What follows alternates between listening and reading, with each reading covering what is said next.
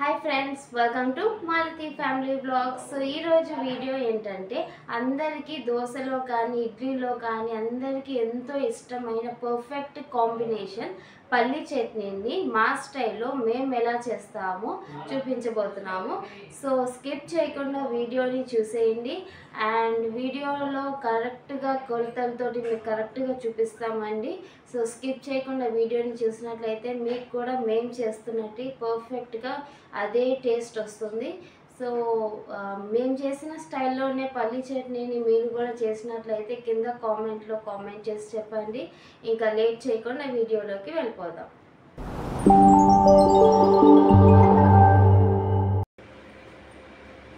పల్లి చట్నీని ఎలా చేయాలో ఇప్పుడు చూపిస్తాను. సో ముందుగా ఒక కడాయి తీసుకొని ఇలా స్టవ్ వెలిగించుకొని కడాయి పెట్టుకోవాలి. ముందుగా పల్లీలను వేయించుకోవాలి. నేనైతే ఒక కప్పు పల్లీ తీసుకుంటున్నాను. ఇది అయితే 3 మెంబర్స్కి సరిపోతుంది. ఒక కప్పు పల్లీలు తీసుకొని కడాయిలో వేసుకొని ఇలా వేయించుకోవాలి.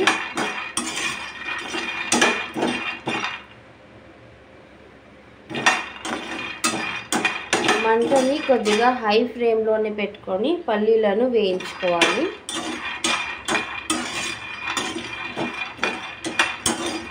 ఇలా పల్లీలను కలుపుకుంటూ వేయించుకోవాలి. అన్ని పల్లీలు ఈవెన్గా కుక్ అయ్యేటట్లు వేయించుకోవాలి.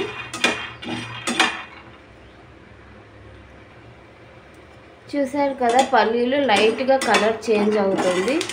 చూడండి, లైట్గా ఇలా కలర్ చేంజ్ అవుతున్నప్పుడు మనము మంటని హై ఫ్లేమ్లోనే ఉంచుకొని అన్ని ఈవెన్గా కుక్ అయ్యేటట్లు వేయించుకోవాలి. పల్లీలను మాడకుండా అన్ని ఈవెన్గా కుక్ అయ్యేటట్లు వేయించుకుంటే పల్లీ చట్నీ చాలా టేస్టీగా ఉంటుంది. సో మీరు కూడా అన్ని ఈవెన్గా కుక్ అయ్యేటట్లే చూసుకోండి.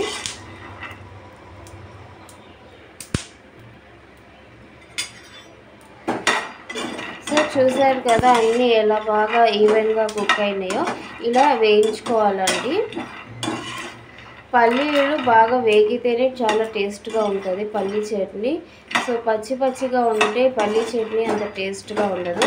బాగా ఇలా అన్ని ఈవెన్గా వేగేలాగా వేయించుకోండి. సో అన్నీ ఇలా వేగిన తర్వాత ఇప్పుడు ఒక ప్లేట్లోకి సర్వ్ చేసుకొని చల్లారనివ్వాలి. ఇప్పుడు అదే కడాయిలో 3 టేబుల్ స్పూన్లు ఆయిల్ వేసుకోవాలి.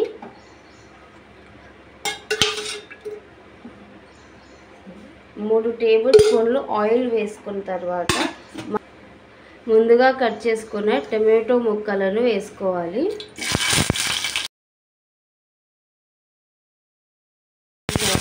ఇలా చిన్న చిన్న ముక్కలుగా టమోటాని కట్ చేసుకొని వేసుకోవాలి. తర్వాత ఒక 6 పచ్చిమిర్చిని వేసుకోవాలి. తర్వాత ఒక చిన్న చింతపండుని వేసుకోవాలి. తర్వాత ఒక పెద్ద సైజు ఉల్లిపాయని ఇలా చిన్న ముక్కలుగా కట్ చేసుకొని వేసుకోవాలి. ఒక కప్పు పల్లీకి 3 టమోటాలు అయితే కరెక్ట్గా సరిపోతుంది. మరీ ఎక్కువ వేసుకుంటే చట్నీ మనకి తీయగా వస్తుంది. సో 3 టమోటాలు అయితే కరెక్ట్గా సరిపోతుంది. పెద్ద టమోటాలు అయితే 2 తీసుకోండి. చిన్న టమోటాలు కాబట్టి నేను 3 తీసుకున్నాను. ఇలా మొత్తం మిక్స్ చేసుకొని మంటని మీడియం ఫ్లేమ్లో పెట్టుకొని వేయించుకోవాలి. నేనైతే ఉప్పుని మిక్సీకి వేసేటప్పుడు వేస్తాను కాబట్టి ఇప్పుడు వేయట్లేదు. సో ఇప్పుడైనా వేసుకోవచ్చు, మిక్సీకి వేసేటప్పుడు అయినా వేసుకోవచ్చు. నేనైతే మిక్సీకి వేసేటప్పుడు వేస్తాను. ఇప్పుడు కనుక వేసుకున్నట్లయితే ఉల్లిపాయలు టమోటాలు త్వరగా వేగుతాయి. కానీ నాకైతే మిక్సీకి వేసేటప్పుడు వేయటమే అలవాటు. సో నేనైతే అప్పుడే వేసుకుంటున్నాను. ఉప్పు ఎప్పుడు వేసుకోవాలనేది మీ ఇష్టం అండి. ఇప్పుడైనా వేసుకోవచ్చు, మిక్సీకి వేసేటప్పుడైనా వేసుకోవచ్చు అండి. ఒక 10 నిమిషాల తర్వాత మనకి టమోటాలు కూడా వేగుతాయి.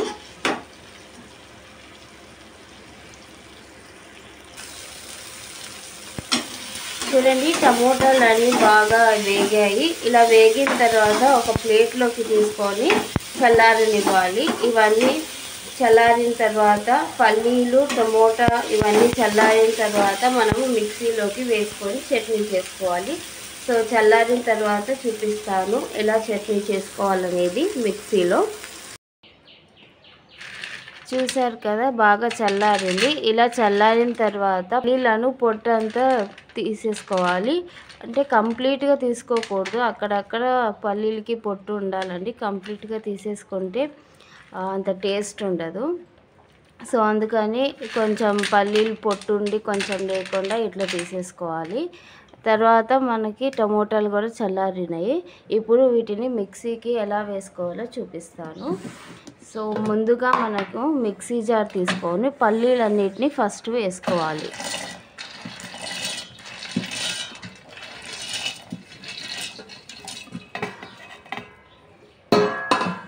ఇలా పల్లీలన్నిటిని ఒక ఫస్ట్ పౌడర్ లాగా చేసుకొని తీసుకోవాలి.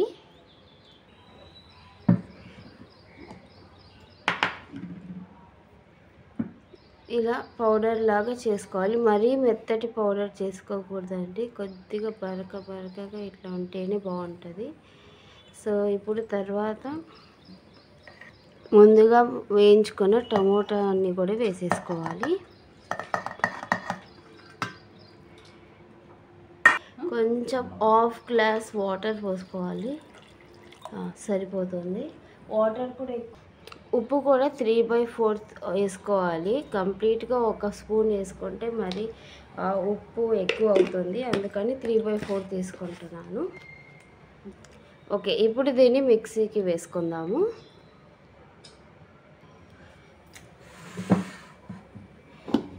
చూడండి, ఇలా మిక్సీకి వేసుకోవాలి. మరీ మెత్తగా వేసుకోకూడదు, వాటర్ కూడా ఎక్కువ వేసుకోకూడదు. ఇలా ఈ స్టేజ్లో వేసుకోవాలి, అప్పుడే మనకి చట్నీ చాలా టేస్టీగా ఉంటుంది.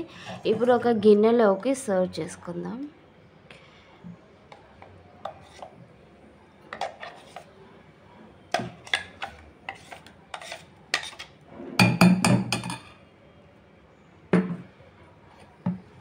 అంతేనండి, మనకి పల్లి చట్నీ రెడీ అయిపోయింది.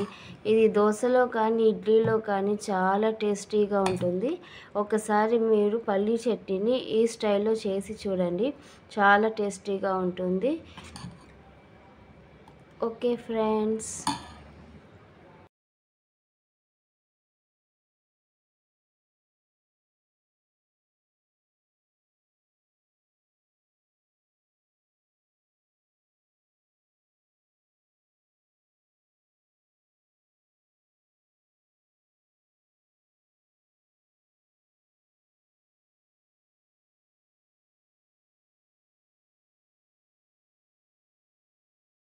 ఓకే ఫ్రెండ్స్, చూసారు కదా అండి, దోశలో కానీ ఇడ్లీలో కానీ పల్లి చట్నీని ఎలా చేయాలనేది. సో మీరు కూడా ఒకసారి ట్రై చేసి ఎలా వచ్చిందో కింద కామెంట్లో ఫీడ్బ్యాక్ ఇవ్వండి. అండ్ మన వీడియో కనుక మీకు నచ్చినట్లయితే లైక్ చేయండి, షేర్ చేయండి, సబ్స్క్రైబ్ చేసుకోండి. సెలవుద్దాం. Bye friends.